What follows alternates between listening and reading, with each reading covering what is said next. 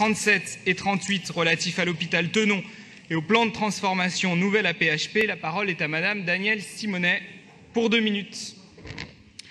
Oui, alors écoutez, mon vœu fait 1, 2, 3 pages et demie parce qu'il reprend par ailleurs et chaque année il sera à nouveau déposé pour reprendre la situation bien dans le détail de l'hôpital Tenon, parce qu'à un moment donné c'est important de connaître concrètement les conséquences de la dégradation des conditions de santé du fait des politiques d'austérité qui sont imposées.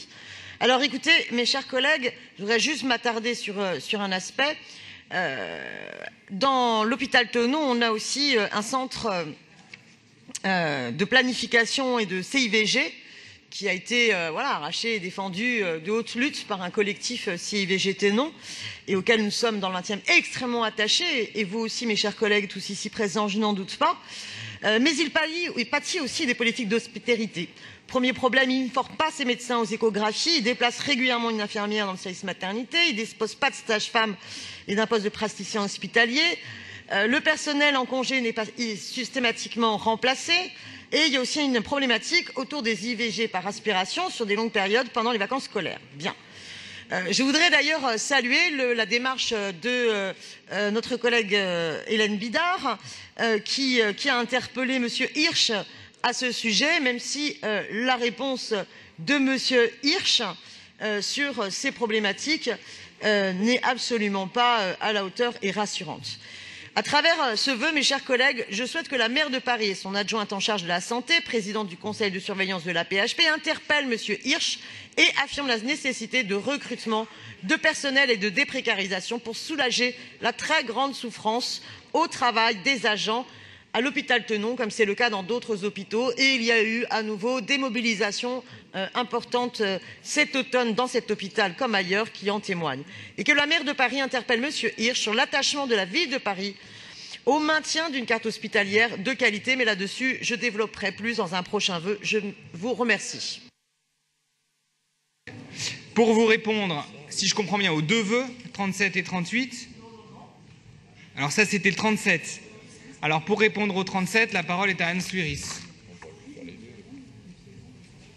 J'ai rien compris. Donc concernant effectivement le vœu que vous présentez concernant Tenon, il me semble que des réponses ont déjà été formulées lors d'un précédent vœu que vous aviez présenté en janvier 2017 à ce conseil. Mais en tout cas, je voulais vous dire quelque chose de particulier sur la question de la maternité à Tenon. Vous le savez, la maternité a été complètement rénovée et elle a été, d'ailleurs, la nouvelle maternité a été inaugurée cette année. Donc il ne s'est pas agi de diminuer de nombre de personnel.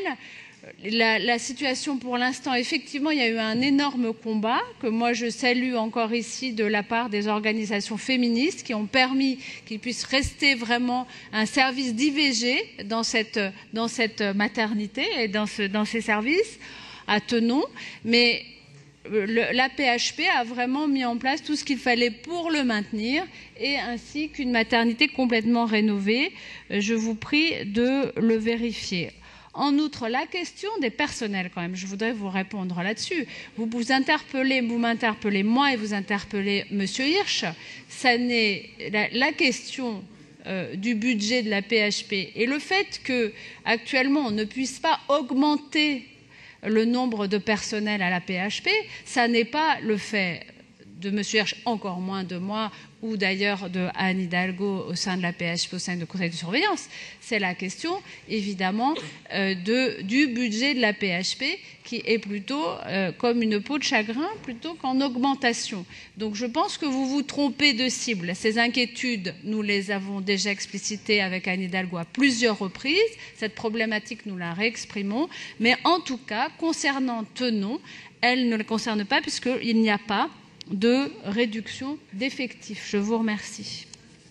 Merci Madame Suiris. Explication de vote de Frédéric Calandra.